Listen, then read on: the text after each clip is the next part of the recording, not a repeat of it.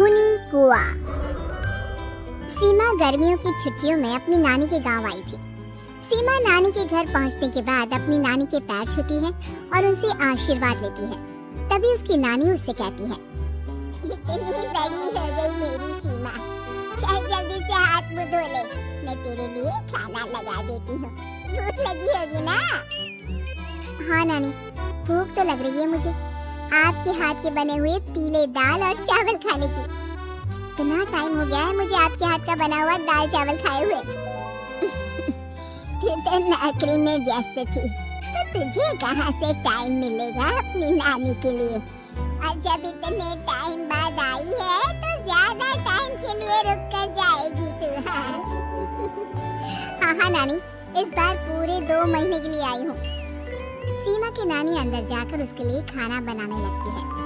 सीमा कमरे में अकेली होती है, तभी उसे किसी औरत के रोने की आवाज सुनाई देती है। वो कभी खिड़की से बाहर झांकती है तो कभी दरवाजे से बाहर झांकती है। उसे समझ में नहीं आ रहा होता है कि आखिर रो कौन रहा है। तभी नानी खाना लेकर आ जाती है।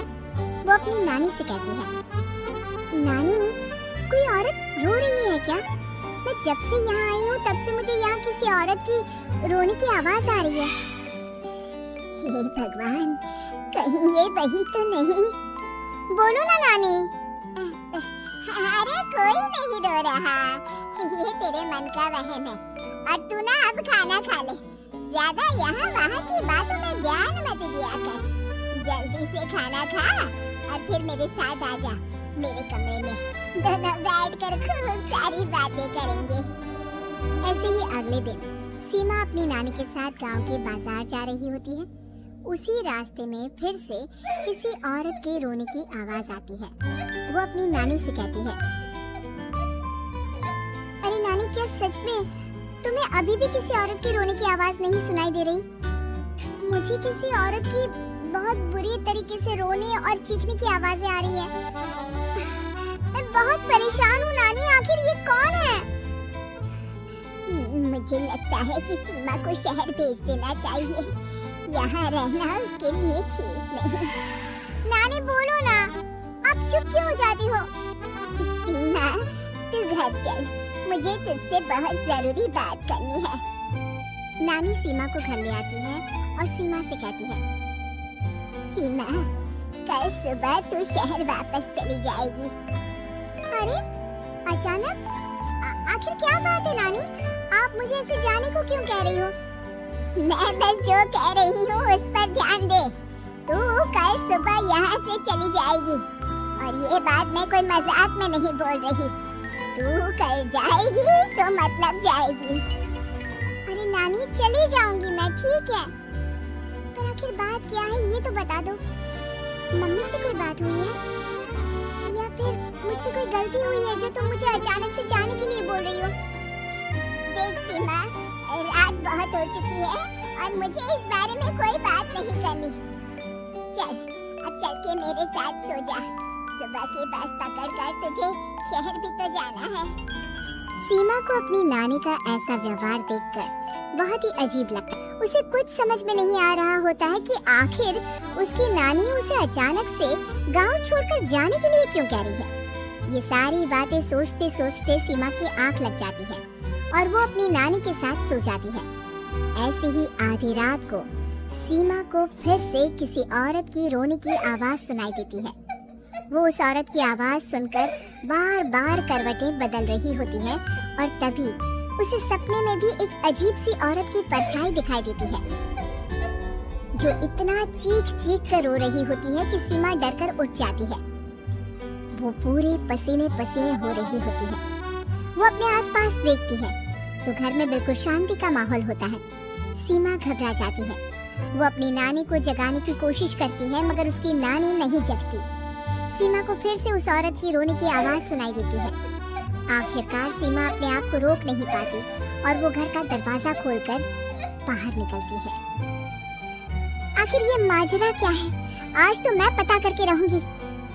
अब आवाज का पीछा करते हुए सीमा आधी रात को गांव के चौपाल के पास बने कुएं के पास पहुंच जाती है, जहां कुएं के चारों ओर बेड़ियां लगी होती हैं उन बेड़ियों में लगे हुए ताले के साथ एक लाल रंग का कपड़ा और माता रानी का कलावा बंधा होता है।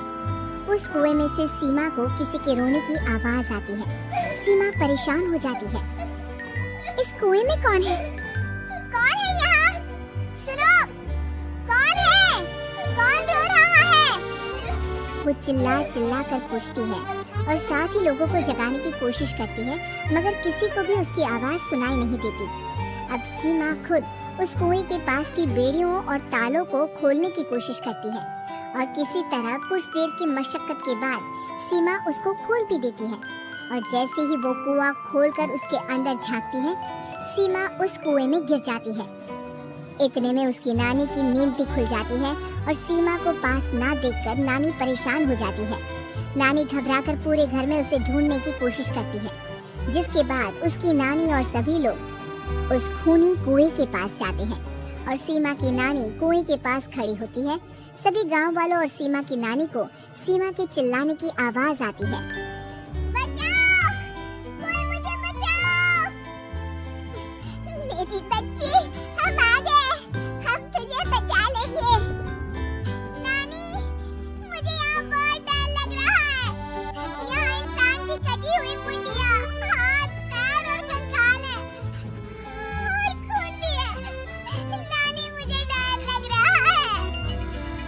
आप सब मेरी मदद कीजिए, नहीं तो ये खूनी कुआं मेरी बच्ची को भी खा जाएगा। अरे मुझे तो ये समझ में नहीं आ रहा कि आखिर इस खूनी कुएं को खोला किसने। सालों पहले इसको इतनी मुश्किलों के बाद तांत्रिक बाबा ने बंद किया था। अरे पूरा गांव खूनी कुएं के बारे में अच्छे से जानता है, तो कोई भी जानबूझकर तो ऐसा करेगा नहीं। मतलब किसी ने अनजाने में इसे खोल दिया है भैया। सीमा को इस बारे में मालूम नहीं था और जब से वो यहाँ आई थी तभी से उसे किसी औरत के रोने की आवाज़ें भी सुनाई दे रही थी। कहीं सीमा ने ही तो उसे नहीं खोला। अगर ऐसा है तो फिर सीमा का बचना बहुत मुश्किल है। वही कुएं के अंदर सीमा रोते हुए बैठी होती है कि उसे आवाज सुनाई देती है जो कुएं के बाहर खड़े गांव वालों में से किसी को सुनाई नहीं देता। आज सालों के बाद मुझे ताजा खून मिलेगा। तेरा खून पीकर आज मैं अपनी प्यास बुझाऊंगा।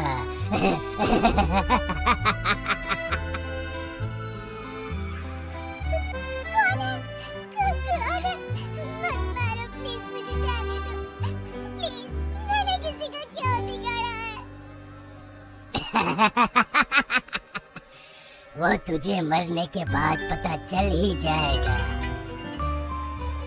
जितने में गांव वाले और सीमा की नानी कुछ सोच पाते, उतने में उन्हें सीमा के चिल्लाने की आवाज आती है और अगले ही पल सब शांत हो जाता है।